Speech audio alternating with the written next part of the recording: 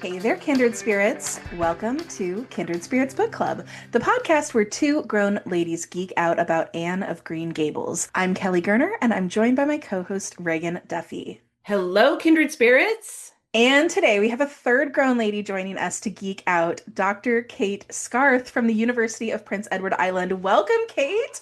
Thank you so much. I'm so excited to be here because, as you know, I am a huge fan of both of yours and of the pod. I know in my Spotify year roundup for 2025, I was trying to find it. It was a lot of hours that I listened to this podcast. The fandom is mutual, Kate. And truly, we are so excited to have you here today. Today, we're going to be discussing our final character study of the book Rilla of Ingleside, and this is going to focus on the other main character, Susan Baker. There is no way to talk about this book without talking about Susan, the Blythes' indomitable housekeeper, but before we get into that, let's introduce you to Kate Scarth. Kate Scarth is the chair of Ella Montgomery Studies with the Ella Montgomery Institute and associate professor in applied communication, leadership, and culture at the University of Prince Edward Island. She is the presenter of the Life and Work of Ella Montgomery series with the Great Courses, available on Audible Original. How cool is that? And she is the editor of the Journal of Ella Montgomery Studies and co-coordinator of Your Ella Montgomery Story with Trina S. Freever, a project that has collected Montgomery fan stories from 23 countries. We are so thrilled to have you with us today. So, Kate, you have a new project coming up. Tell us about that. I do. So, yes, a new book, but a very, very old project. So, it is my PhD, which I've been working on for many years and is finally coming out as a book. So, it is called Romantic Suburbs, Imagining Home in Greater London. And I'm just so happy to kind of see it finally out there. It started with Jane Austen. I've always loved Jane Austen. And then I started reading writers from her period. So the Romantic period, late 18th, early 19th century. And for a long time, I thought about being an urban planner. Oh, interesting. Yeah, I couldn't decide between urban planning and doing grad studies in English Lit. And so I went the English literature route, but I feel like this book kind of combined literature and urban planning. I kind of got to do both. Oh, that's amazing. That sounds fascinating. Your resume on Ella Montgomery and the Anne verse in general, like you could just come on every other week and have new stuff to teach us, I think. Yeah, I think about like the 8-year-old who went to PEI for the first time. Like she would be pretty excited about the job that I ended up getting for sure. That is amazing. It's always nice when we feel like our childhood selves would be thrilled with our adult choices, right? Mm-hmm.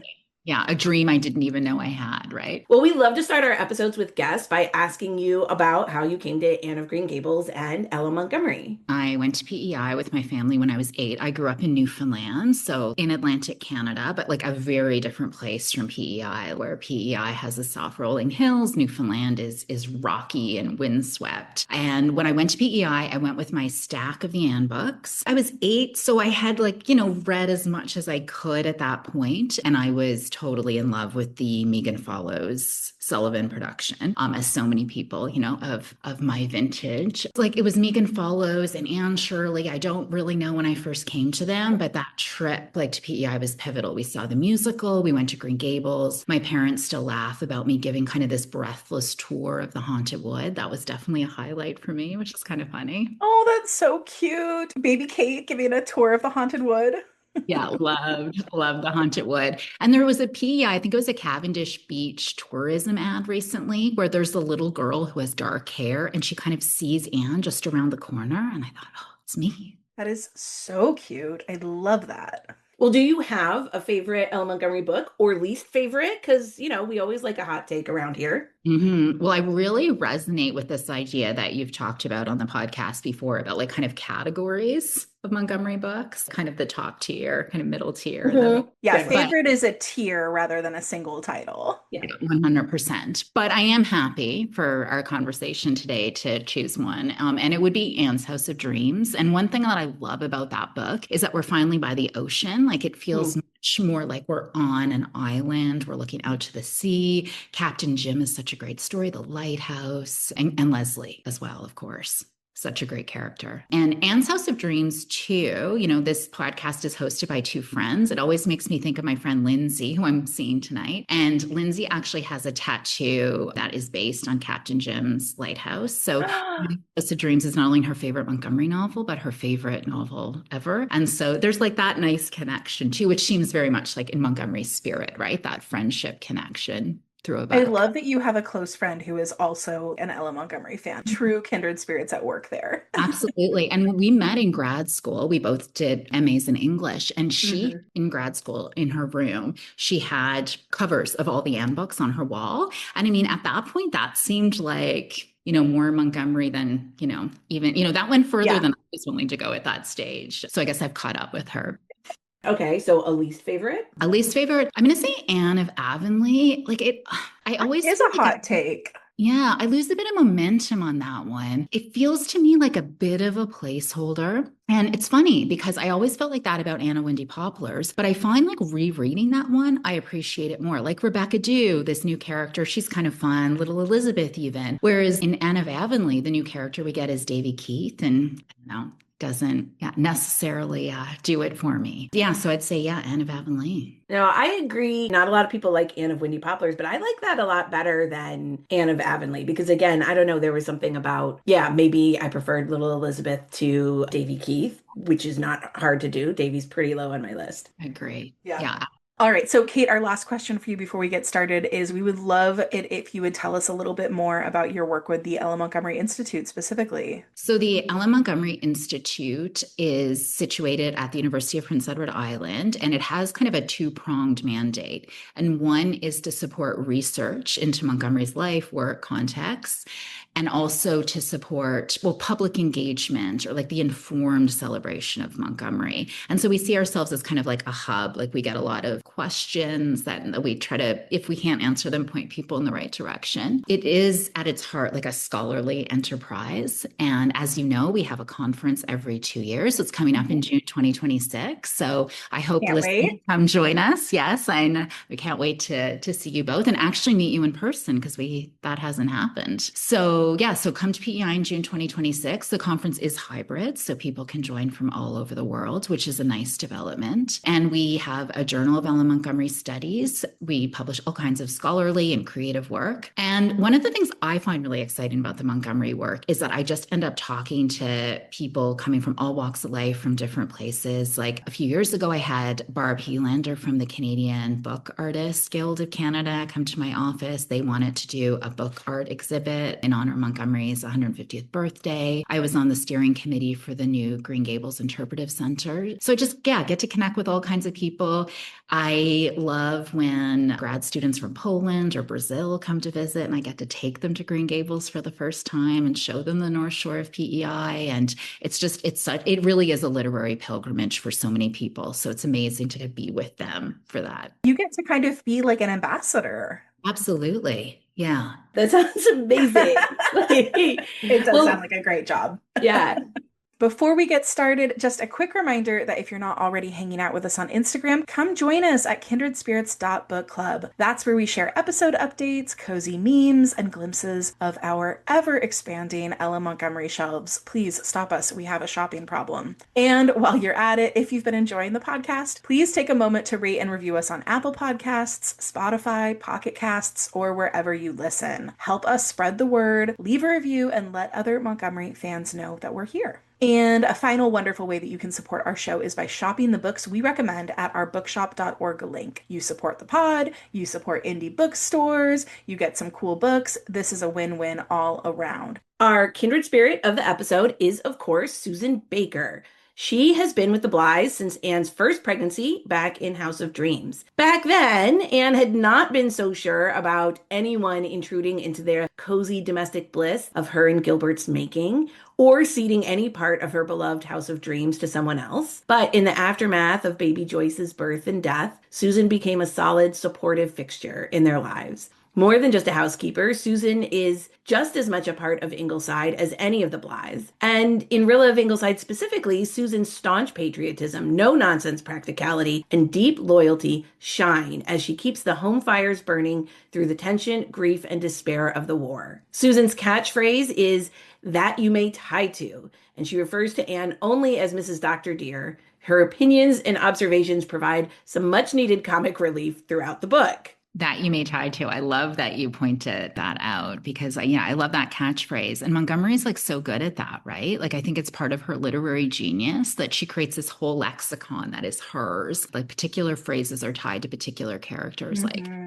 a fish, goat for the imagination, the depths of despair. Well, I don't know, just like a man, bosom friends, and of course, kindred spirit. And so these words, yeah, immediately evoke particular characters. And it's almost like a secret language between people who know Montgomery, right? And it's part of that creating friendship and community around her work. Okay, so for our quote of the episode, Kate, we couldn't choose. We found two quotes in this book that really just seem to exemplify Susan, and we would love if you would read them for us. All right, so for our quote of the episode, here's an early reflection on Susan from Rilla. Susan is funny, but she's an old dear. Shirley says she is one half angel and the other half good cook.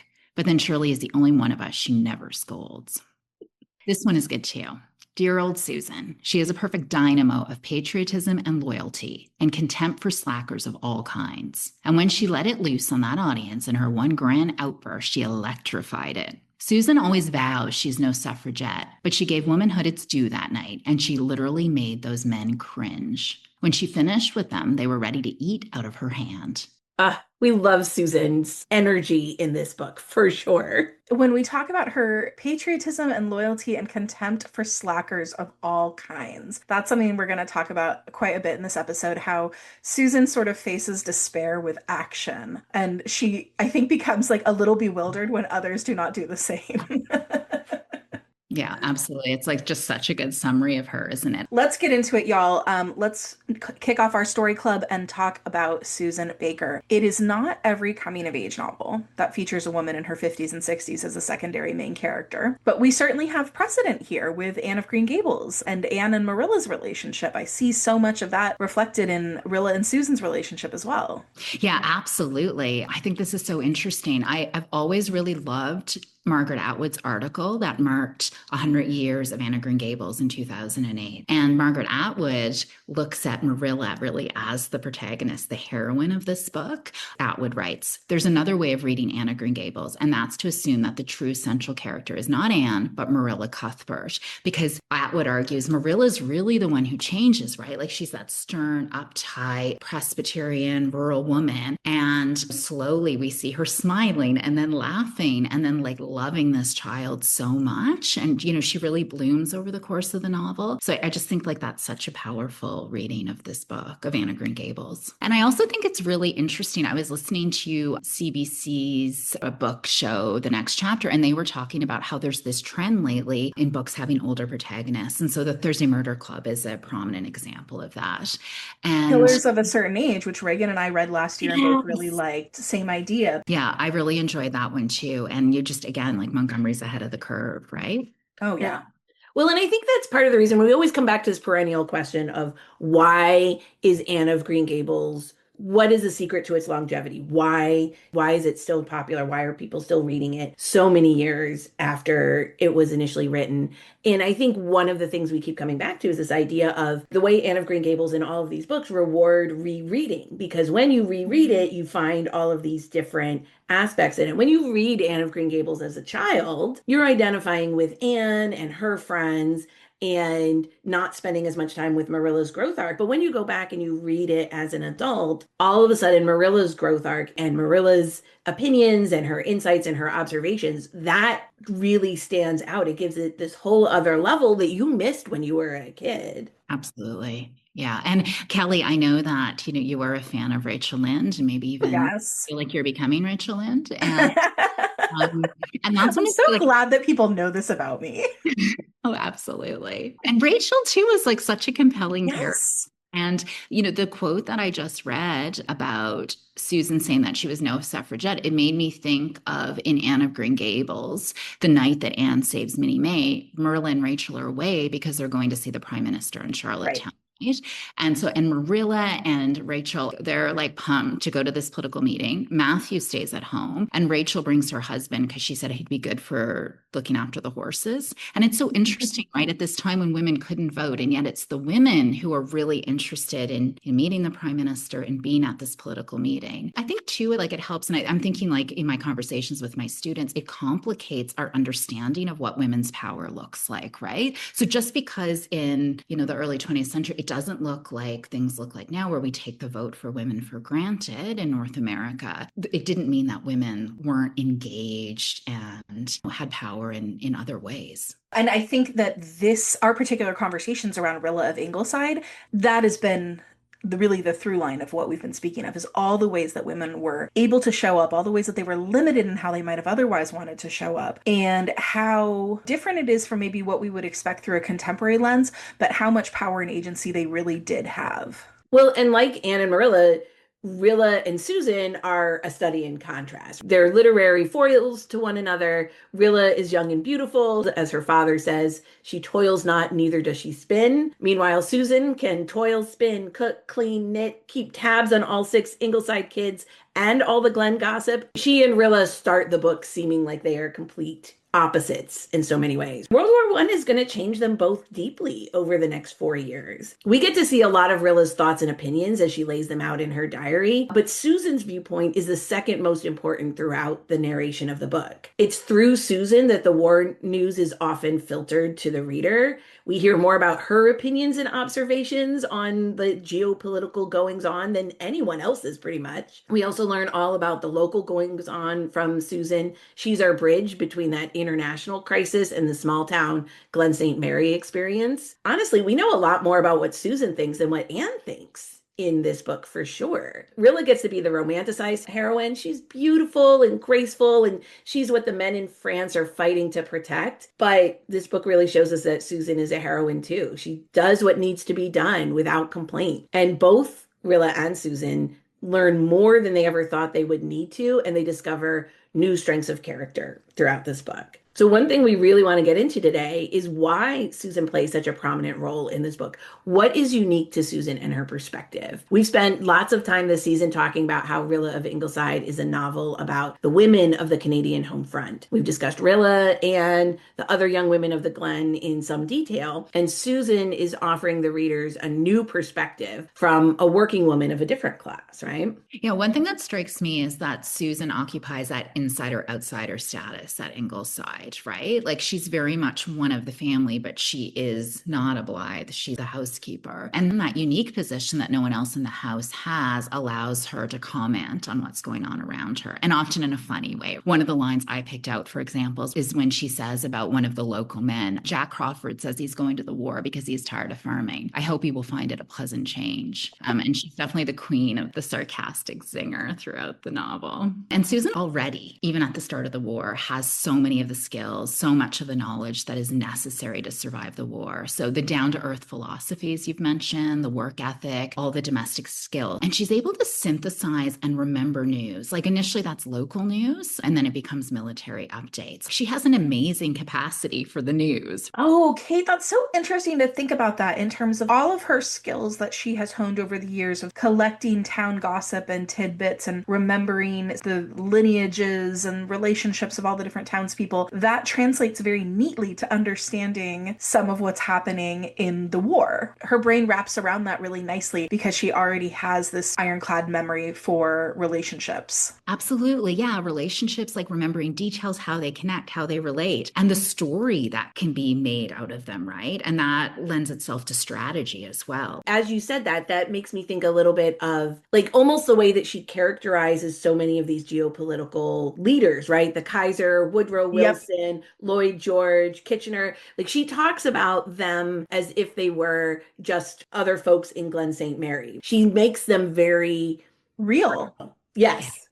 Yeah. Yeah. No, that's such a good point. It's kind of interesting to think about that all of the previous books with Susan have been almost priming her with these skills that just now that we are in this world crisis, it turns out they weren't frivolous skills after all. Absolutely. And I would say, in fact, this book is very much a celebration of domesticity and of the skills that Susan is such an expert in. So it makes sense that Susan, the skilled housekeeper, is at the center of this book that is a celebration of domesticity. Because jobs like soldiering, volunteer nursing, that all happens off stage. It's kind of secondary in this book in some ways. And because Montgomery puts domestic work at the center of the book, and domestic work in this world is creative, it's empowering, and it's central to survival. And I think one thing that's so powerful about this is that capacity to do domestic work is treated as expertise. And I like too that this very much reflects Montgomery's own life experience. She really enjoyed fancy work and other domestic skills, cooking, baking. She loved eating those things that she made too. And she had a lot of pride in her ability to do beautiful, fancy work. And so, yeah, this book is really reflecting Montgomery's own pride. And I love that. I mean, I feel like this is one of the things I keep getting on my soapbox about, but like how Montgomery was a creative and artist in all aspects of her life. Like Oh, she yeah. in poetry, she took pictures, she made scrapbooks, like multimedia collages. She sewed, she loved decorating her house. The world was something she created as a work of art. One of the things that I'm thinking of as you're speaking, we ask this question of why Susan? Why is she the important person? And I think you've answered that question beautifully by virtue of her class, by virtue of her work ethic, by virtue of all the things that she learns and sees and knows that are maybe things that the Blythes wouldn't necessarily learn and see and know. She is coming at this from a totally unique perspective. And it's the same perspective that she brought into the House of Dreams after Joyce died. So she comes into the Blythes' life at this time of crisis and deep tragedy, and through these sort of simple homely philosophies, being able to roll up her sleeves and get all the work done. And that's part of what puts them back together as a family. And then she's doing this for years and years and years, and then this war comes and it's like the ultimate test of all of that. And now they all need to learn to be as good as these domestic tasks as Susan is. Yeah, that's really beautiful. And I love that connection back to the House of Dreams. Susan really melds the practical and the spiritual, maybe, that she takes the war so seriously and is aware of that human task, but then she's so funny, whether she means to be or not, right? And so in some ways, like, yeah, she makes the war bearable and survivable because of her domestic work, but also just her attitude, right? Like she takes it seriously, but she never loses her sense of humor. So Susan is intimately connected to Ingleside. She keeps it running. She's almost always seen at the house or in its gardens. Ingleside is the home that is being defended in this novel, a microcosm of the province, the country, the empire, of all the allies. It's played for laughs that Susan says things like, as long as I have a pitchfork, PEI won't become German. But it's also deadly serious because we know she would defend her home with a pitchfork if it came to that,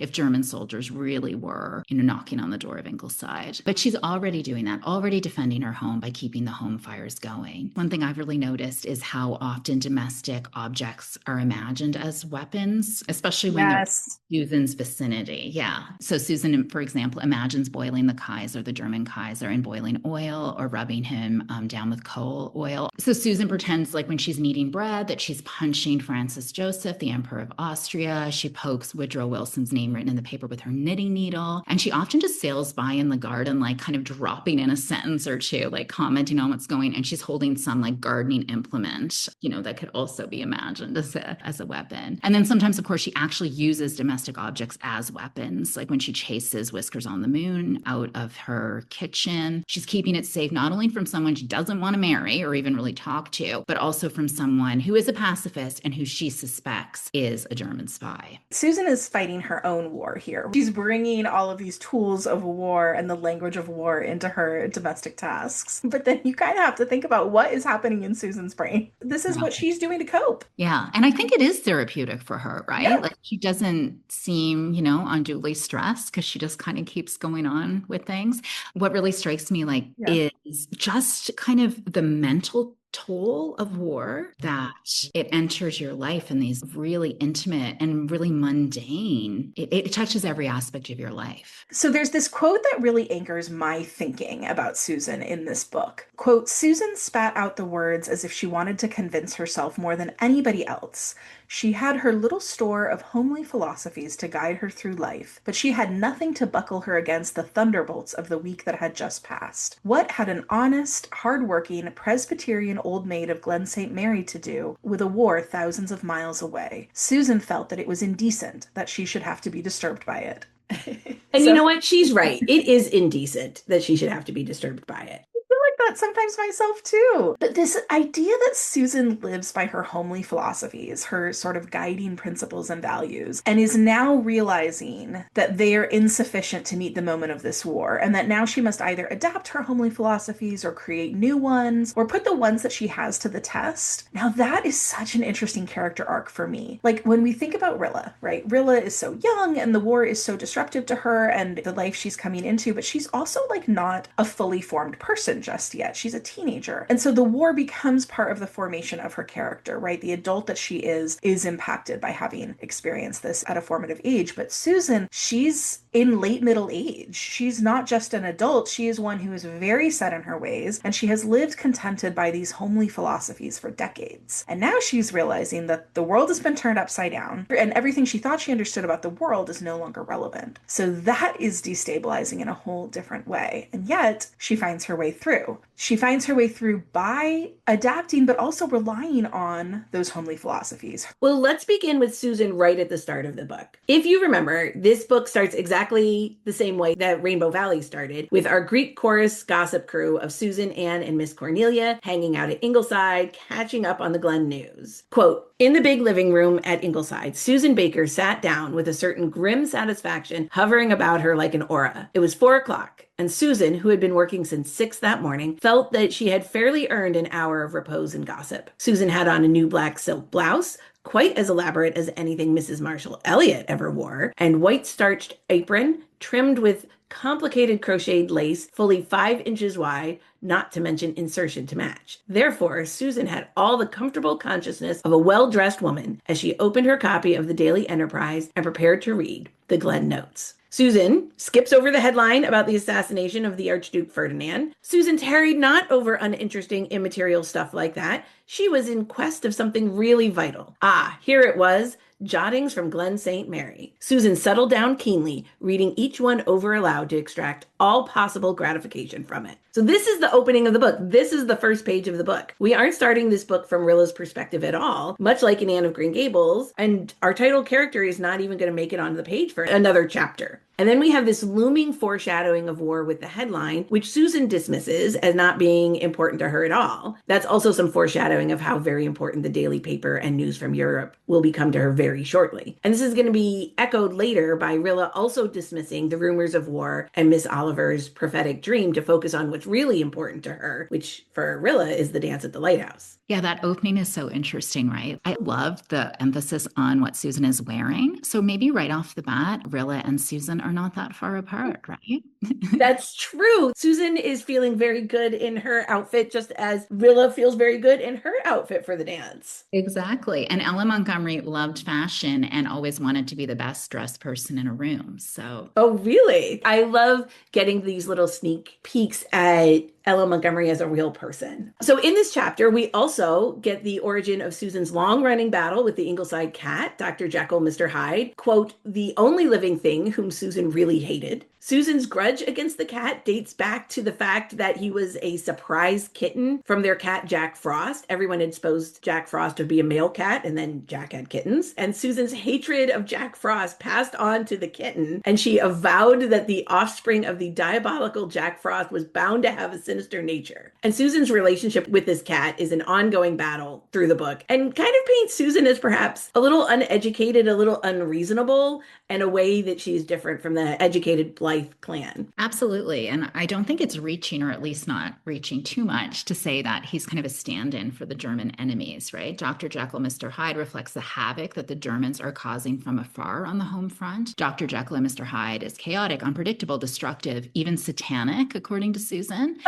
Things that the Ingleside folks could or would say about their wartime enemy. Poor Doc. But I also love how the rest of the Ingleside folk just let Susan go on her rants Yeah. about Doc and be like, yeah, totally. That's fine. But going back to this opening conversation, we see Susan's sort of one-sided rivalry with Miss Cornelia hasn't diminished very much. We can see that she kind of resents that there's too much familiarity on Miss Cornelia's part with the Ingleside folks, and Susan's deep loyalty to the Blythes is also on full display here. She's reading over the Glen notes, but she's really just skimming for their names. Their good reputations in the community, she feels like, are a reflection of her. She is defending the children even against the mildest criticism, even when their parents criticize them, right? Like Anne sort of says Rilla's not as ambitious as she would like, and that Rilla's sole aspiration seems to be to have a good time, and Susan is right in her corner. And why should she not have it, Mrs. Dr. dear, cried Susan, who could not bear to hear a single word against any of the Ingleside folk, even from one of themselves. She is the prettiest girl in Glen St. Mary. Do you think that all those over-harbor McAllisters and Crawfords and Elliots could scare up a skin like Rilla's in 4 generations? They could not. No, Mrs. Dr. dear, I know my place, but I cannot allow you to run down Rilla. So Susan's loyalty is of the type of not just defending the Blythes, but holding them all up as like superior to anyone from any other family. Rereading the novel for this conversation, one thing that really strikes me in that first conversation is that they go from talking about the cat, who's not reliable, not loyal, to talking about Faith Meredith. And so, her name is significant here, like uppercase Faith. And then they go on to talk about lots of other examples of faithfulness and loyalty in the community. So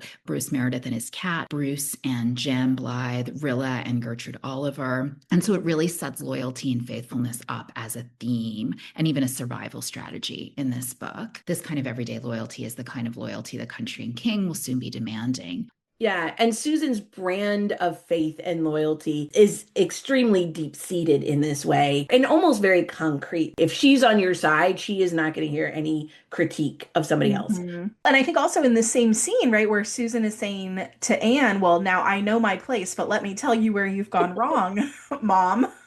That's telling the reader so much about the kind of servant that Susan actually is. She's not just a housekeeper or a maid. She is an essential support system for this entire family, and she is considered to be a senior member of the household, and that's not her. Anne and Gilbert consider her a senior member of the household, right? We also find out in this first chapter that Susan's cousin, Mrs. Sophia Crawford, will be moving to the Glen right across the street, and Susan shares that she and her cousin quarreled when they were kids over who should get a Sunday school card with the words, God is loved, wreathed in rosebuds on it, and have never spoken to each other since. Wow. So Susan can hold a grudge with the best of them. That's like that flip side of faith and loyalty. Once you're on her bad side, you are on her bad side forever. And Susan also reports that cousin Sophia is rather a wet blanket of a person who worries constantly. And she is right. So this first chapter is pretty much all Susan. We get the updates of what's going on with the Blythe children, but through Susan. So why do we think that Maud started this book,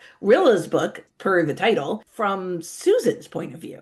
I mean, one of the things that comes up for me is that I really think that this is Maud's incredible talent for place on display. Maud is always going to orient the reader to where we are in time and space before the story itself really takes off. And Susan, more than Rilla, and I think interestingly even more than Anne at this point, represents Ingleside as a place, right? Almost a character in its own right. So if we understand Susan, we understand Ingleside, we understand where we are.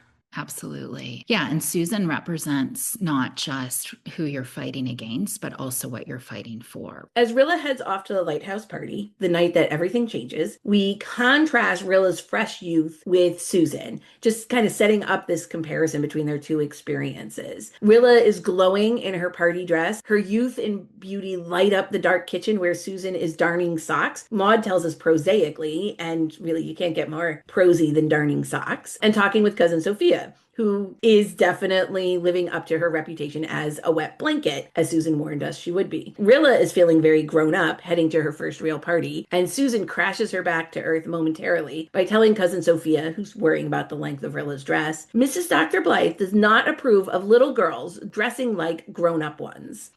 Crushing Rilla. Throwing some cold water over Rilla in this moment. We don't want to spend too much time on Susan's cousin, Sophia Crawford, because she is a downer. But there's something interesting about about her dynamic with Susan that we wanted to bring up just to keep an eye on as we move through the text. While Susan herself is a practical, down-to-earth, she's not a pessimist. She has moments of grief and sorrow, of course, everyone in this book does, but she is able to move through the despair of war with this sense of persistence and optimism. And I'm not sure that we would be able to see that as clearly as we do without Cousin Sophia's sort of like womp womp approach to every other scenario in this book, right? Because Susan is not an idealist, but she does have an abiding belief that as long as she keeps working and doing her duty, she is contributing to the war effort. And maybe from that, goodness will prevail. Maybe they will be safe. And there's this great Susan quote directed right to Cousin Sophia. She says, "Anyhow, my king and country need me now to cut potato sets for the back garden. So get you a knife and help me, Sophia Crawford. It will divert your thoughts and keep you from worrying over a campaign that you are not called upon to run." So when we're thinking about Susan's homely philosophies, this is such a perfect example. Susan is telling her cousin that worrying over something outside your sphere of influence is not helpful, it's not meaningful, but providing nourishment and strength for a family to survive these hard times is its own form of activism. So I love that. I think that's a good homely philosophy for us all to sort of tuck in our back pockets these days. Well, when we next see Susan, it's at the dinner table where Jem gets the call that enlistment is open and he announces he will be joining up that very night. Like the rest of the family, Susan is paralyzed by the announcement at first and then says, quote, "Mrs. Doctor dear, I wish you would wake me up. Am I dreaming or am I awake? Does that blessed boy realize what he is saying? Does he mean that he is going to enlist as a soldier? You do not mean to tell me that they want children like him. It is an outrage. Surely you and the doctor will not permit it." And this is why we need Susan's viewpoint throughout the book. If we stuck only with Rilla's point of view, she feels herself quite grown up at 15. So she's looking at the young men enlisting as full grown-ups. Jem is her oldest brother. Obviously, he must know what he's doing. He's not too young in her eyes. None of them are. And they aren't too young in the eyes of the government that is asking them to fight either. But Susan sees them as children still. And while Jem would certainly chafe at that notion, the truth is he is very young. And while I wouldn't say he's a child exactly, we know that his prefrontal cortex, the seat of executive functioning and planning, is not fully developed till age 25 or 26. So he literally can't really understand what it is that he is signing up for in terms of the true consequences. Susan is touching on the exact travesty of war that will be played out, sending such young men who are not even fully formed into war to kill and be killed.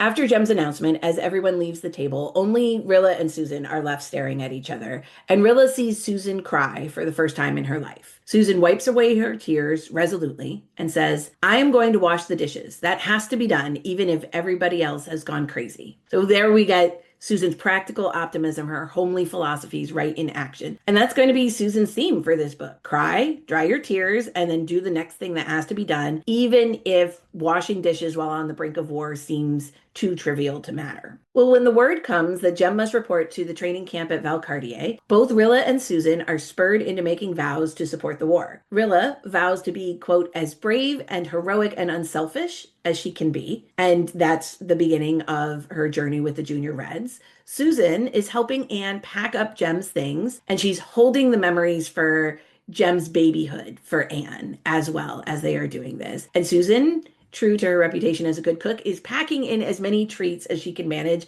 I'm kind of picturing Jem unpacking at training camp, pulling out a stack of shirts and fruitcakes just like flinging out of his bag. She shoved them everywhere. And after Jem leaves on the train before bed, quote, Susan paused solemnly at the foot of the bed and declared, "Mrs. Doctor dear, I have made up my mind to be a heroine." Anne holds in her laughter and recognizes that she hadn't wanted to laugh when Rilla said something very similar. Susan goes on, "I am not going to lament or whine or question the wisdom of the Almighty any more as I have been doing lately. Whining and shirking and blaming Providence do not get us anywhere. We have just got to grapple with whatever we have to do, whether it is weeding the onion patch or running the government. I shall grapple. Those blessed boys have gone to war, and we women, Mrs. Doctor dear, must tarry by the stuff and keep a stiff upper lip." And although the classic British phrase, keep calm and carry on, does not appear till the brink of World War II in 1939, obviously they had Susan in mind when they coined it. Yeah, and that expression always makes me think of it being printed on like tea cozies or even a teapot, which I think is something that Susan would approve of.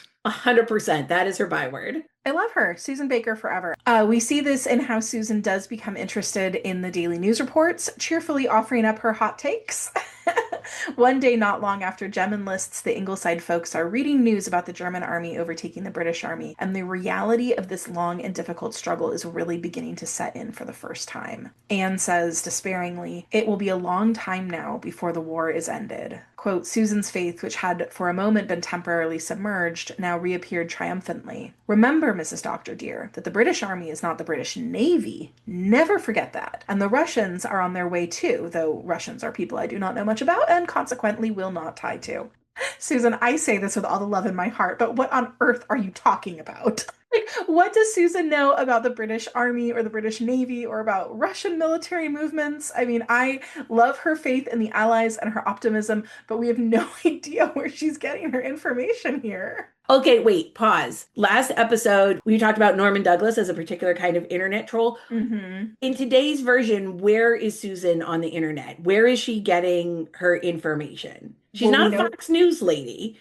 No, Uh, Susan's on Facebook for sure. I think Susan's getting her news from Facebook.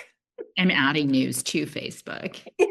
she is definitely reposting some of those memes over like the And she's, like not 100% wrong and not 100% right. And she's just sort of like out there doing her thing. And because she lives in PEI, she's definitely on the CBC News website multiple times a day. She would definitely be a Compass viewer. So CBC PEI has an hour-long news program on TV every evening. Right, exactly. She's like, where are the Glenn notes? That's Well, when Rilla brings home baby Jims in a soup tureen, Susan embraces a new role as mentor to Rilla, rather than the perhaps more typical role of a household servant who might be automatically expected to take care of this baby. And that, of course, is partly down to Gilbert's decision to challenge Rilla to rise to the occasion here. But I do think this is also a reflection of Susan's sort of higher status in this household particularly. Her time is valuable and respected. And although, of course, Susan will be an important source of guidance and information for Rilla in this sort of child rearing journey she's about to embark on, Susan is not expected to drop everything and assume the duties of raising an infant. Susan even helps to name the baby. The baby is named James Kitchener Anderson, and the Kitchener after the British War Secretary. And Susan resolutely refers to him as Little Kitchener, although of course the rest of the family calls him Jims. What a name. Come on, poor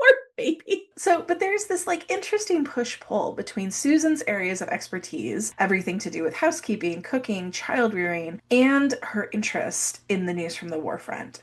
She's sharing her opinions on strategies and tactics as freely as she gives Rilla advice about knitting and bathing babies, and that's a recurring source of humor in the book. Susan embodies how deeply connected the home front and the war front are, because the work in the kitchen is war work. One thing that I think is really great about Montgomery's work generally in this novel and specifically is how they're always a powerful validation of women's talk and speech and gossip too. And gossip is an important source of news, and it centers the local and women's stories. It's also important in this particular context in terms of winning hearts and minds, right? You need to win the women over in order for like Mary Vance to let her fiance go to war. And of course, all this connects back to Anne of Green Gables right from the beginning. Montgomery is validating women and girls' voices and always letting them speak and tell us what they think is important. Well, while Susan may not have the education that Anne and Gilbert have, she kind of trips over some of the names of towns in France and Belgium. Certain names she decides are far from being decent, and she expresses profound relief when the British captured Jerusalem because she can finally pronounce the names of the battle sites. But she does understand the stories and the human impact of the war, right? Just think, Mrs. Doctor dear, concluded Susan pathetically, how would we feel if a German shell knocked down the spire of our church here in the Glen? I'm sure it is every bit as bad to think of Rheims Cathedral being hammered to pieces, right? It's this funny thing. She's mispronouncing the name of this French town, but she's really thinking like, okay, this cathedral thousands of miles away from me, I can understand what it would feel like to have our church destroyed. And I know how devastating this was to these people. So while Gilbert is bringing the newspapers and information about the war inside of Ingleside, right, taking this information from the source and bringing it home, Susan is in fact the source of all the information about goings on in Glen St. Mary. Susan's role as the primary source of town gossip defines her as a sort of like oral historian, maybe. While Gilbert is bringing home the abstract information, global headlines, Susan is focusing on what she considers vital, these intricate, personal, humorous happenings in the local community. Susan possesses an encyclopedic knowledge of the Glen's residents, their lineages, and their past misdeeds, which she uses to navigate the present. And as much as I admire Susan Baker as oral historian, I love that framing of her. I think we can also see some of the negative side of living in a tight-knit community here, right? Like community is so important in Montgomery's work, and it's often such a great source of sustenance and all kinds of good things, but it's not always a good thing. Someone's lineage, like Mary Vance's, something you did 20 years ago, a harmless activity, even can be used as a kind of like a weapon again. I'm thinking about how, according to Susan, some people, I don't know who those some people are, her, think that Whiskers on the Moon is apparently signaling to Germans with a lantern. And of course, it immediately made me Anne and Diana signaling to each other. And of course, that was totally harmless, different context. They were young, it was fun, but it takes on a sinister turn at war because he's supposed to be a pacifist, maybe a spy. But it just made me think like these kinds of story, but there could be that ostracization happening. Especially when tensions are so high in wartime. Susan is very quick to judge, as we've discussed in several different episodes, many of the folks in Glen St. Mary. And knowing someone's history is not the same thing as knowing someone. Knowing someone's family lineage is not the same thing as knowing them. And Susan's not great at changing her mind, I would say, right? Like when she's kind of got her mind made up about someone, she sticks with that. And whether or not sometimes that stays relevant or not, I think is different with different people. But yeah, that's definitely kind of like the negative side of that history keeping. Yeah. As 1914 comes to a close, Susan staunchly holds faith and maintains the traditions at Ingleside, even when everything is, to use her word, catawampus. During that first wartime Christmas, she sets Jem's place at the table using his favorite goblet, one from Green Gables, and his favorite napkin ring. Quote, "The boy shall have his place," she tells Anne stubbornly. She's certain the year to come will bring victory, and Jem will soon be back at Ingleside. And she continues to love and protect Jem from afar. Care packages full of his favorite treats. Fine-tooth comb to defend against the cooties. So I was really looking forward to talking about the goblet. In 2021, I was part of a round table. We did it twice, celebrating the centenary of Rilla of Ingleside, and it was called The Power of Small Things. And there's so many examples of the power of small things in this novel. We have faithful little dog Monday. Rilla is the focus here. She's the baby of the Blythe family, who is, according to her mother, changed into a capable, womanly girl, partly as a result of caring for the war baby Jims with his little cheeks and tiny paws. It is Anne Shirley Blythe's babies, the young fry of Glen St. Mary and of Canada, who are defending the country on the battlefield and on the home front. And they fight for the babies drowned on the Lusitania, the starving Belgian children, and the present and future boys and girls of Canada. The centrality of the diminutive is also reflected in characters' relationships with physically small, everyday, or ephemeral objects. Rilla's diary, the Ingleside phone, letters, telegrams, newspapers, knitting needles, flags, clothing of all kinds, knitted socks, also Susan Baker's bonnet, Rilla's green hat, food, household wares, which we've also talked about, including the napkin holder and the goblet here. Meanwhile, Walter Blythe's war poem, The Piper, is a little scrap of verse, a short, poignant little thing. But in a month, it'd carry Walter's name to every corner of the globe. And the whole great heart of humanity caught it up as an epitome of all the pain and hope and pity and purpose of the mighty conflict, crystallized in 3 brief, immortal verses. So the short, poignant little thing becomes the one great poem of the war, and littleness becomes great. Small things are creative, stabilizing. Big things, the war. So we just saw, the mighty conflict, the whims of kings and other leaders impacting millions, the need for big guns, for strategies like the big push, the government with its authority, its overreach, in Susan's point of view, to centralize time, to ration all the kitchens in Canada. All these things are destabilizing, even destructive. So back to this scene where Susan sets the table for Jem, who's not there. Jem's little napkin ring and his Green Gables goblet are small, homely things. They're twisted, little, and odd, easily overlooked by outsiders. Yet these small things have multi-layered meanings and resonances. They are part of everyday life, implicated in survival, in the fundamental act of eating, and in the cultural rituals of dining and drinking. They belong to personal histories. He always had used them. Intergenerational family connections. Jem's much-used goblet is from Rilla from Green Gables, and thus also resonates with readers of the most famous novel of this series, Anne of Green Gables. These objects also belong to broader community and cultural traditions, connected here to the major religious and cultural holiday of Christmas. Most significantly, of course, are the objects' emotional resonances, their standing in for and reminder of Jem, while painfully underlining his absence, of course. Susan's unusual action of setting the table for an absent man is initially described as a stubborn freak, but it is her way of reassuring his mother, of insisting that this family perseveres and that Jem still belongs to them and to their traditions. Placing these objects is an anticipatory, hopeful move. The goblet's fleeting presence in the text is an offering, a prayer, a hope from Susan that the blessed boy, little Jem, fighting for the children of the future, shall have his place and will be here in the body. A hope that does, in Jem's case anyway, eventually come true. I think it's also important that the goblet comes from Green Gables. Susan, who never lived at Green Gables, is the one who makes the link between here, Ingleside, and there, Green Gables, between now, wartime, and then the peaceful time before the war. She's the one who is most upset when Anne's wedding bowl from Green Gables gets broken by Mr. Hyde, Dr. Jekyll, who is a kind of domestic feline stand-in for the Huns. Susan's always reminding the others that the past and those we can't see are still part of the story, are still part of the family. During later war Christmases, the pain of 2, then 3 Blythe boys at the front means that the number of vacant seats is just too much. It's too painful to set them. However, when the war is finished, Anne announces, "We'll set chairs for all, Susan, as you did our first war Christmas. Yes, for all, for my dear lad whose chair must always be vacant, as well as for the others." Anne follows in Susan's footsteps here, in Susan's example of optimism and hope. Susan shows Anne that nothing, not war, not even death, can destroy the bonds of family. And I love that Susan is kind of the model, the leader here. And I so love this idea that these small objects are the thing that connect us to our pre-war, our peaceful, our peacetime pasts. Well, it's not long, unfortunately, before Walter joins Jem in the fight. And Anne asks Susan, do you know that Walter has joined up? Yes, Mrs. Doctor dear, the doctor told me last night.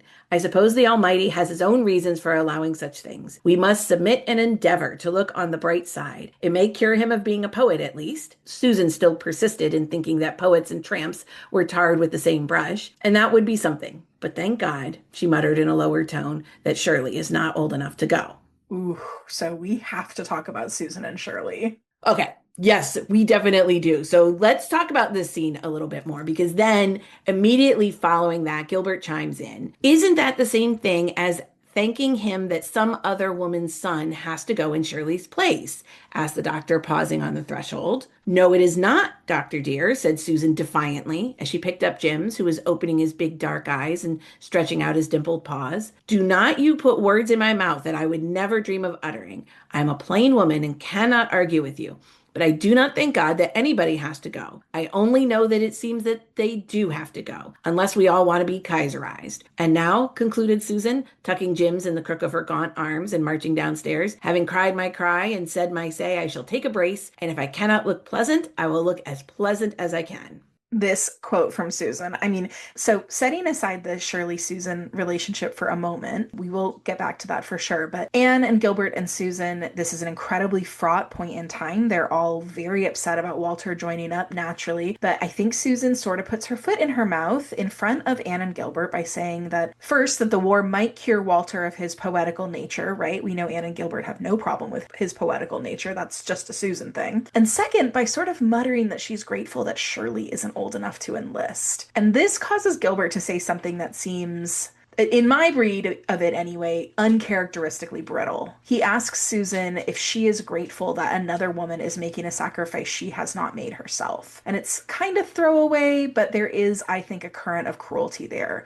Susan is not a mother, and thus may seem like she has less to lose than Anne, with 2 sons enlisted. And Gilbert may be implying that Susan has sacrificed less, or that her sacrifices are less worthy because she is not a mother herself. what a thing to hear, not just from your longtime employer, but also someone you live with and care for very deeply. Like, I think this is kind of brutal. Even if we understand that Gilbert is hurting and worried, I don't know, maybe this kind of came out weird, but it's interesting to me that Susan manages to respond kind of perfectly here. She doesn't apologize or back down, but she tells him she's not going to fight with him. And of course, she doesn't want anyone to go to war. And of course, Gilbert knows that. She tells them both that she said all she has to say, and she's just going to try to keep the peace. So I might disagree a little bit about this because I don't know if it's exactly cruelty from Gilbert here. Susan, in this moment, is choosing Shirley specifically over Walter to their parents. Maybe not meaning it as baldly as it comes out of her own mouth, but that's rough. And when Gilbert asks if Susan being grateful that Shirley isn't old enough to go is the same thing as thanking God that some other woman's son has to go in Shirley's place, he's asking her to think more carefully about who she is saying these things to. I don't think Gilbert is accusing her of having sacrificed less than the mothers whose sons have already gone because she, Susan, is not a biological mother. I think he's including her among mothers and reminding her that not every mother is lucky enough to keep her sons safe for now due to their age. Because he said some other woman's son, which to me means he's including her in that category of having a son in Shirley or son-like. If he had said something more like, why should a mother have to sacrifice her son when you don't have to sacrifice any children to this war? Then yeah, that would definitely be different. I do agree that what Gilbert is saying isn't true, of course. Being glad of one person's safety isn't the same thing as being glad another person is in danger. That's a false equivalence. And I'm glad Susan argues back about it. And that's not something, at least in previous books, commonly that she did with Gilbert. But I think this is similar to the way that Norman Douglas challenged John Meredith about whether his philosophy about the necessity of war would still be true if it comes down to his own son's life. I think Gilbert's just reminding Susan that all the boys going to war have people who love them as deeply as she loves Shirley. So what do you think, Kate? What's going on here between Susan and Gilbert? Well, first of all, I love the analysis that both of you offered because, it's such an emotional scene, right? So it's in some ways it's even hard to step back and parse it all. So this scene is definitely like a heightened version of that dynamic that we see between Gilbert and Susan throughout the novel, where, he pushes back on things she says and she pushes back at him. And it does point to her status as an equal in the household, because although I think they're both, they're obviously both worried, they're both hurting, they say things or say them in a way that is not ideal and that they wouldn't in another scenario. It's not like it damages their relationship. They move on from this. I think that makes so much sense about Gilbert including Susan in the category of mother, even though she's not a biological mother. But yeah, maybe there's also a testament here that in this scene where Gilbert and Susan get as close to cruel to each other as they're ever going to get, it also shows the bond between the two of them too, that they can say these imperfect things, but they're still going to be there for each other to get through this moment. Well, okay. So late in the war, Shirley Blythe is finally of age to enlist, and now we need your take on this, Kate. What is the deal with Shirley, the invisible child? We have been debating it for several books now. Right. Okay. I have a lot of theories. So. Yes. This is what we want. We are locked in.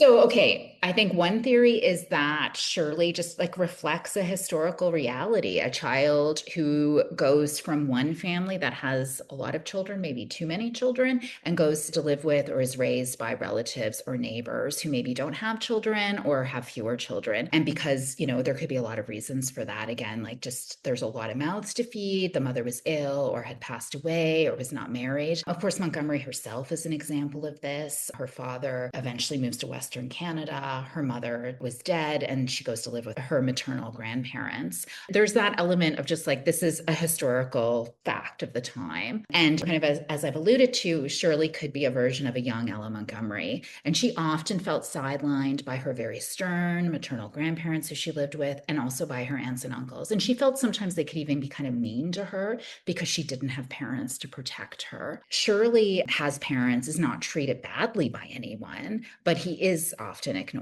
So, in some ways he could reflect that very personal experience of Montgomery's of being a forgotten or emotionally neglected child. Do you think she did that on purpose, or was it sort of the way parents sometimes visit upon their children by accident? Some of those dynamics they grew up with that were maybe not as healthy? Yeah, yeah, it's hard to know, but you kind of think that yeah, it could have just kind of happened organically. I mean, another theory is just that Montgomery kind of liked the idea of giving one of the kids, one of Anne and Gilbert's kids, the name Shirley to connect with Anne's past, and then just kind of had too many children to play with, the Blythes, the Merediths. How can I possibly fit in one more story? And so yeah, it could have just been just kind of a practical issue. And yeah, I think there, there's lots of other kind of connections with other Montgomery books too. Susan adopts Shirley, like Marilla adopts Anne Shirley. So, it strengthens that connection between Marilla and Susan of being mothers, but not biological mothers. It highlights that importance for Montgomery of found family, of those connections that we forge ourselves. There's that connection with the past. Susan, in so many ways, like keeps those connections to the past. Like she knows the stories of the Glen. Anne and Rilla both talk about the chasm that, the old world is gone forever. And Susan really thinks that.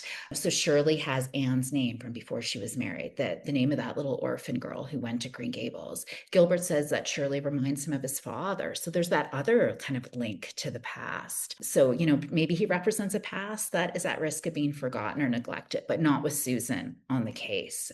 And Shirley's the little brown boy. Shirley's brownness does connect him to Susan. She's just having brown hands. Of course, she's out working in the garden all the time. So, but there's something kind of lovely that they had that physical similarity, right? Without the biological link. His quiet presence and even absence, I think also maybe shows that not all kids can be Anne Shirley's, right? Like some kids are Pat Gardner's, Una Meredith's, Shirley Blythe's, who just kind of fly under the radar, right? Okay, yeah. And then one more final thing, that great scene when Ken comes to have his romantic moment with Rilla that Susan barges in on. Rilla's like looking forward to it, and she kind of taken account of where everybody is. Like she doesn't think anyone's going to barge in on them because she says Shirley and Miss Oliver went, they alone knew where. And that kind of sums it up. Like Shirley is alone. Yeah, he alone knows where he is and what he's up to.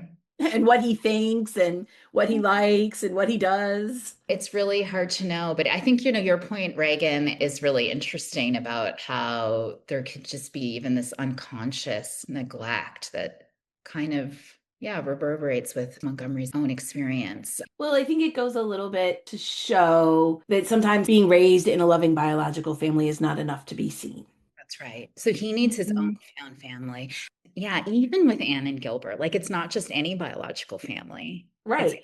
So Susan and Shirley share a unique bond, right? Because Susan raised Shirley in his very early infancy. We understand that Anne had had a difficult delivery and difficult postpartum recovery, and so Susan sort of took Shirley under her wing. And that makes me think about Anne herself losing her parents basically when she was very young as well. And there's some kind of like a repair here in the second generation where Anne is too sick. She's too unwell to mother Shirley the way he needs right after he's born. She has Susan who can step in and be that maternal person. How that sort of plays out over the rest of Shirley's life, I think is very interesting. But at least in that moment, Shirley is not abandoned. He's not sent to an orphanage or sent to live with a neighbor woman. He is still very much part of the household. And in fact, her connection with Shirley is part of what elevates Susan in the household standing as well. Yeah. And it makes me think like, of course he does have that. He does have Susan. So he does family right from the very beginning of his life. Yeah, no, I like that idea, like of the repair in the next generation.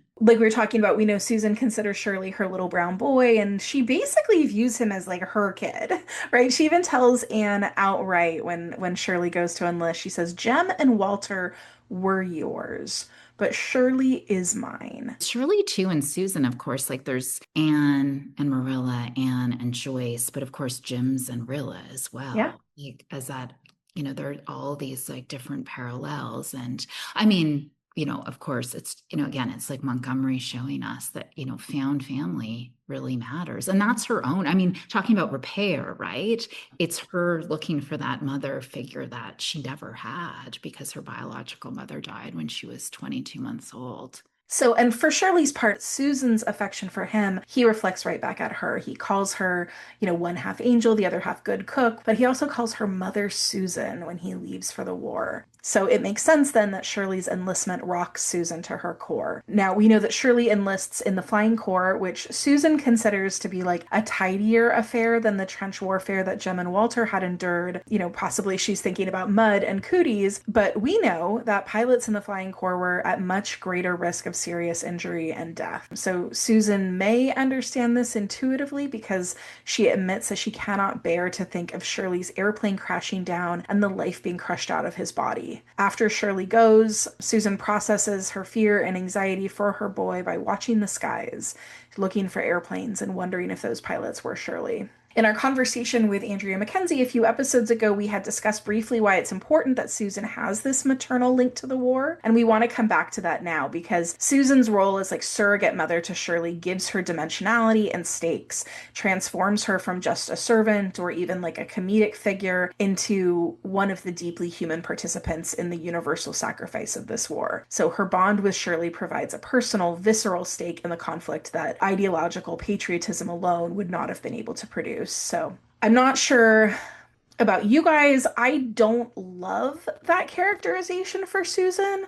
and I'm willing to kind of put out there that I think this might be my own experience as a childless person speaking, but this implication that Susan's maternal relationship to Shirley is what gives her stake in a war that she otherwise wouldn't have, I just don't think it's realistic or true. Susan in this book, we know she helped to raise all the Blythe children. She's every bit as devastated as Anne and Gilbert are at their involvement in the war, and this idea that because she's not a biological mother, she would have less stake in the war is, a little crazy making to me. Well, I agree with you, but I do think it's probably consistent with the attitudes of the time, right? I mean, they mention this in the book only in passing, but it's during World War I, women in Canada are giving the vote, but only if they had a son or a husband enlisted, right? So basically, the whole society is saying that it's your status as a wife and a mother, that's what makes you fully human and worthy of having voice in the government. And Gertrude Oliver even points this out when her loss, or what they think is her loss, is dismissed by cousin Sophia because she and Robert Grant weren't married. So I think Maud is getting around that by illustrating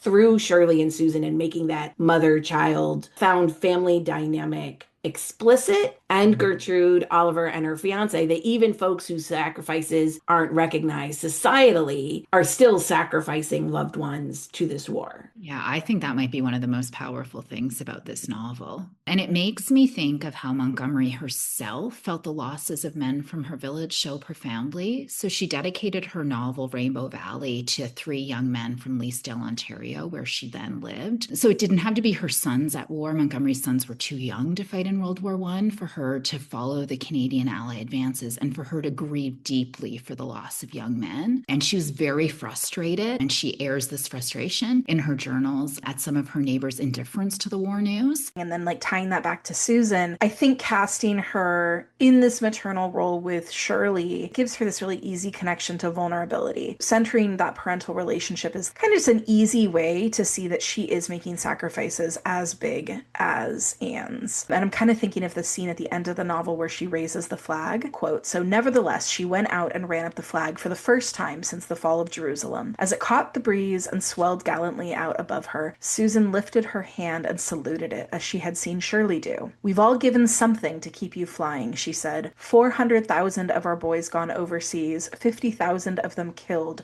but you are worth it." The wind whipped her gray hair about her face, and the gingham apron that shrouded her from head to foot was cut on lines of economy, not of grace. Yet somehow just then Susan made an imposing figure. She was one of the women, courageous, unquailing, patient, heroic, who had made victory possible. In her they all saluted the symbol for which their dearest had fought. The war grinds into its 3rd year. Susan finds her voice in the community by giving a fiery speech at the Victory Loan campaign meeting. When Susan is dismayed by the lack of zeal in the meeting, she bounds to her feet and, quote, said sarcastically and loudly, "No doubt it is much cheaper to talk patriotism than it is to pay for it. And we are asking you to lend us your money for nothing. No doubt the Kaiser will feel quite downcast when he hears of this meeting." Susan is never one to think of the Glen and its residents as small or unimportant in any way, even in the face of global war. I mean, if the Glen is important enough for them to have German spies like Whiskers on the Moon, they are also important enough that the Kaiser himself will care how many victory bonds they sell. When her defense of Lloyd George in the meeting gets a sarcastic remark from a man. I suppose that will hearten him up greatly. Rilla reports that Susan, quote,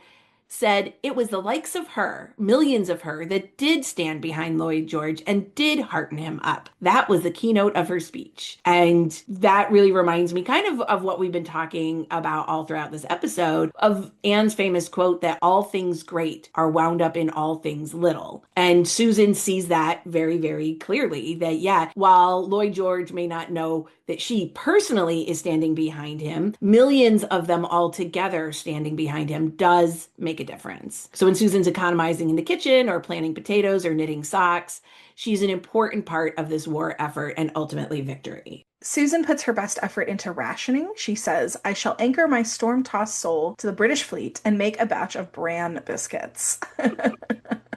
But even her deep loyalty to the Union government is tried by increasing strictures. Quote, Susan would give the last drop of her blood for her king and country, but to surrender her beloved recipes is a very different and much more serious matter. Susan plows up her peony bed to plant potatoes, economizes in the kitchen, but will not abide by the new daylight savings time, no matter how that conflicts with her bold patriotism. She does have her limit. When Anne despairs with war news, it's Susan who comforts her with a Bible verse she had opened her Bible to spontaneously, and her own little prophecy moment saying, I am not gifted in the ways of dreaming as Miss Oliver is, but I knew then and there, Mrs. Doctor dear, that it was a manifest leading and that Hindenburg will never see Paris.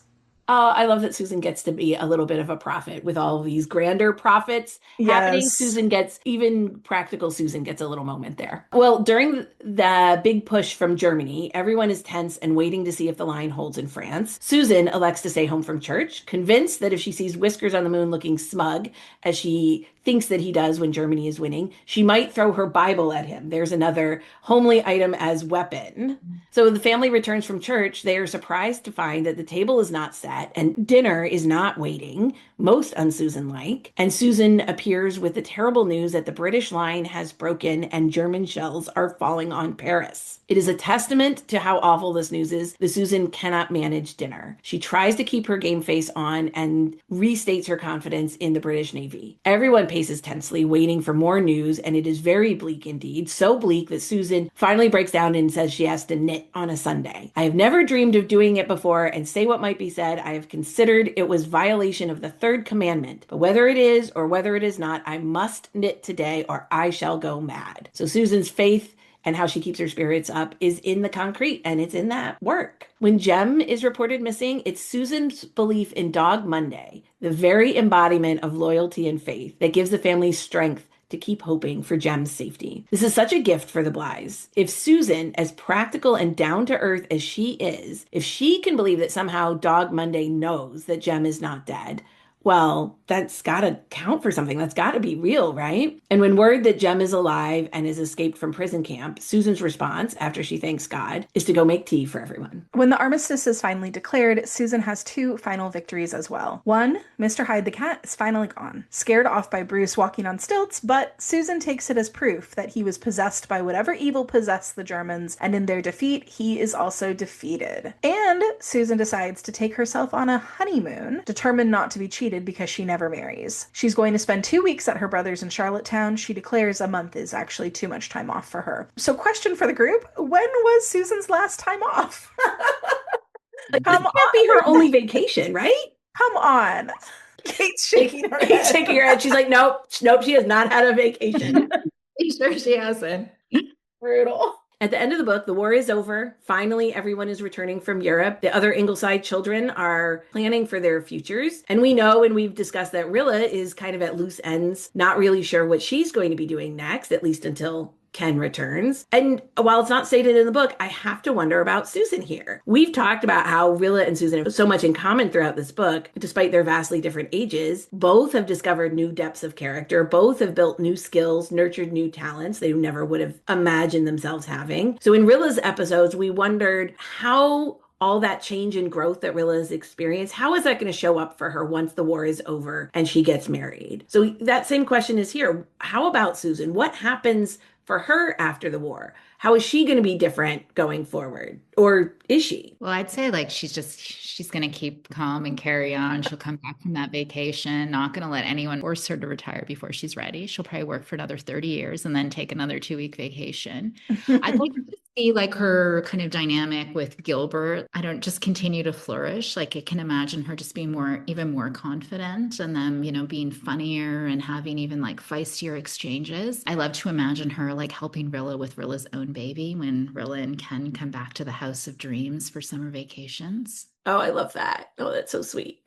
Yeah. Oh, that's a beautiful, beautiful idea. Well, oh my gosh, this discussion has been so much fun. Kate, thank you for joining us to talk about all things Susan. While we have you, Kate, we wanted to just sort of like open up the floor to talk about anything Rilla related that you think is interesting that you wanted to share with the kindred spirits. And I know that one thing we were sort of talking about was the contemporary response to this book. So, yeah, tell us what we need to know. Well, I think the contemporary response is particularly interesting for this book because obviously it's dealing with near contemporary events. The first readers of this book would have also lived through World War I. So I'm going to give you a couple examples from letters that Montgomery received, fan letters. So the first one comes from a Mr. Douglas of Vancouver's Carnegie Library, and he wrote to Montgomery in 1921 about Rilla of Ingleside. You have written a very wonderful book. A book that will live, I think, when most of the ephemeral literature of the time will be forgotten. You have visualized the soul of the Canadian people in the war. You have given a true picture of what we went through during 5 long years of agony, and you have lighted up the canvas with gleams of humor which no other living writer could have excelled. The storm and stress of home life during those anxious days have never received audible expression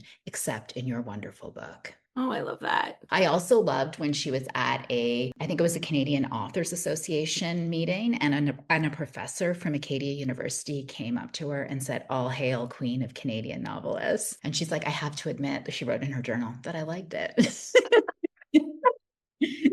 And so the next year, 1922, Montgomery describes receiving a fan letter from a 15-year-old reader who Montgomery writes would, of course, have been only 7 years old when that war broke out. And so this 15-year-old told Montgomery how Rilla had made the years of the Great War, which she only remembered dimly, seem so real to her. She, this young girl, belongs to a generation to which the Great War is only a name as well as all the other wars of the past. So it kind of a different perspective there, right? Like already the war that was such a huge cataclysmic world-changing event is like receding into the past, but Montgomery is bringing that story forward for people. Well, and I think that just speaks to why literature is so important because of how quickly, I mean, as humans, we adapt so quickly to our circumstances in a way that is both good and makes it hard to really learn from the past. I think that's why we need historical literature to make something that seems so long ago seem really current and relevant, because that's how we learn from it. So in 1930, Montgomery pasted reviews of many of her novels in her journal, and she had a lot of fun, clearly, in pairing contradictory reviews next to each other. So I'll read the ones for Rilla. Okay, so one review says, "This is a story better adapted to the youthful than to the adult mind." And then another reviewer wrote, "Its pages are rich in fun and pathos with sentiment and philosophy of an unusual order." Then we get, "This is a tedious book."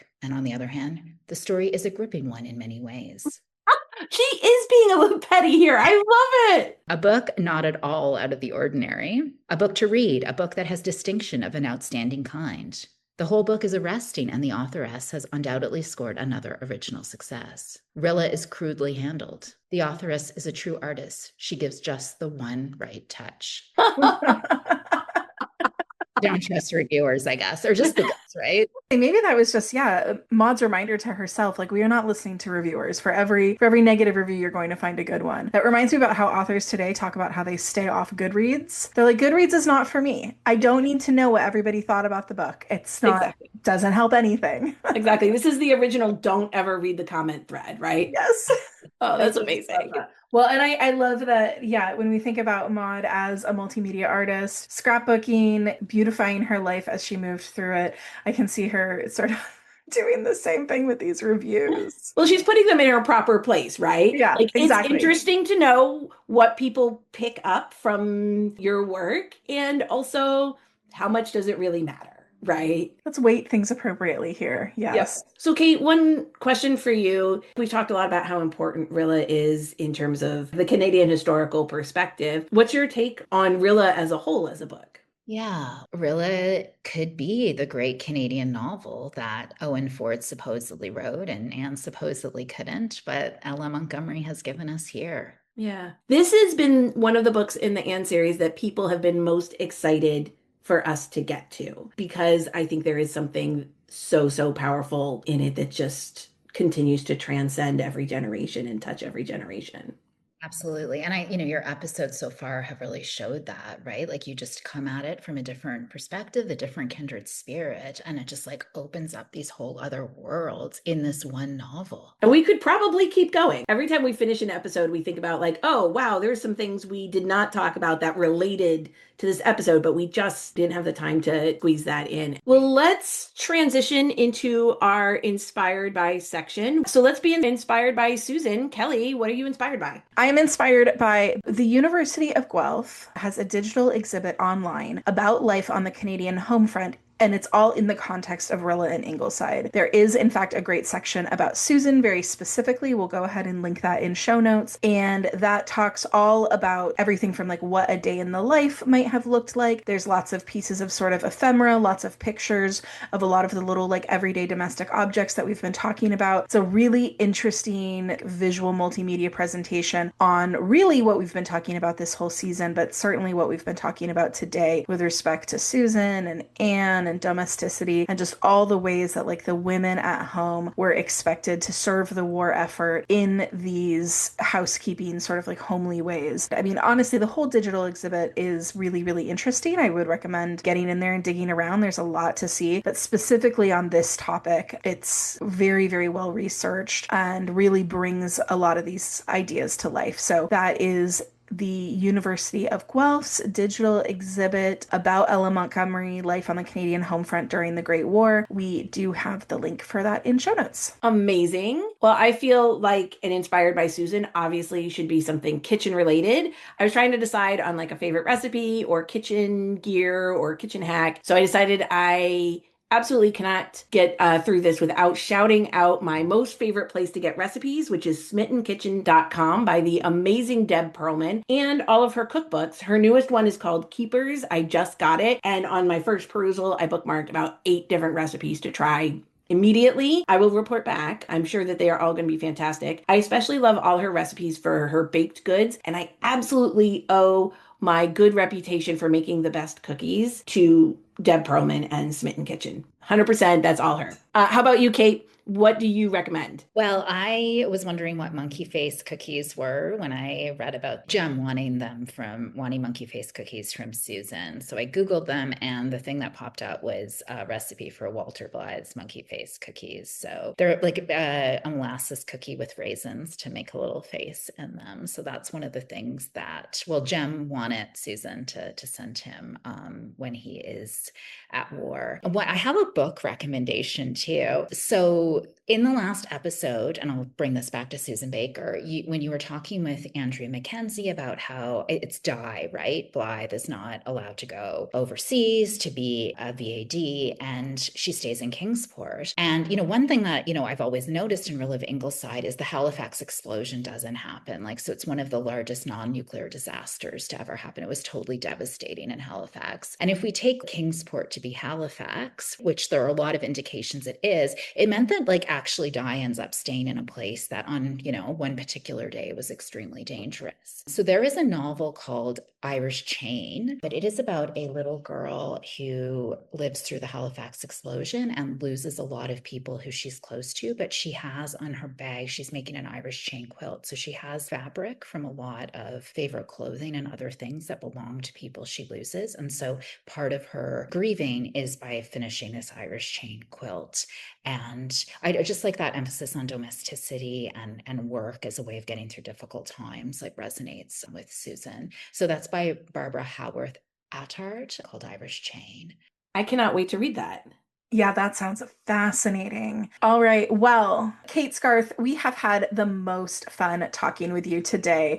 Where can our listeners find you and your work, find out more information about the Ella Montgomery Institute? Tell us where to go. All right. So you can find me on Instagram at Kate Scarth and the Ella Montgomery Institute at ellamontgomery.ca. And the Montgomery Institute's on all the socials as well. Amazing. You guys should definitely follow Kate on Instagram. She is a great follow. She's got a ton of amazing, fun, interesting things about Ella Montgomery and the Ella Montgomery books and fun places to be part of this community and be part of these discussions. You guys will love it. So absolutely give her a follow. Yeah, Kindred Spirits Book Club and I have a lot of fun together on Instagram, that's for sure. For sure. For We sure. definitely do. We definitely do.